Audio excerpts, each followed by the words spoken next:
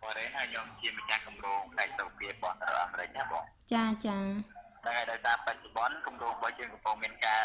ติดจำรันคลางจิตใจของการจีนเบียบว่าเยอะจังแต่ยังเจอการมนุษย์ได้อาจถูกจัดบ้านในจิตใจเนี่ยจังฮะบอกចាចា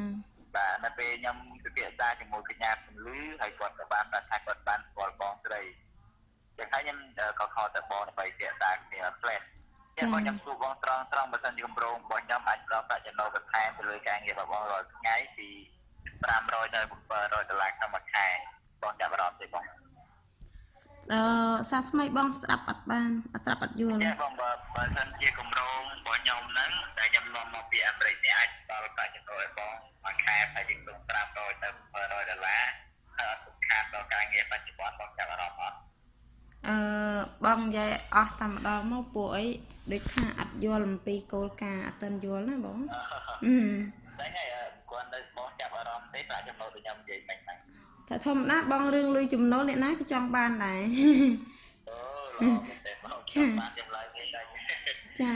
ប៉ុន្តែអត់យល់ពីគោលការណ៍ហ្នឹងអត់ទាន់មានគ្នាតែបងសាកសមនឹងគម្រោងហ្នឹងឬក៏គម្រោងហ្នឹងជាអ្នកសាកសមនឹងបងឯតែសំខាន់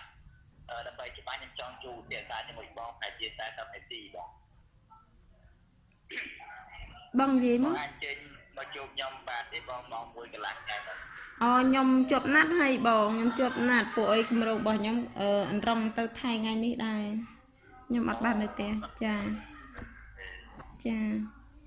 ងទៅម៉ោងប្រហែលបងឡើងទៅខ្ញុំឡើងទៅម៉ោង10ហ្នឹងឯងបងអូខ្ញុំដាក់ម៉ោង1ហើយ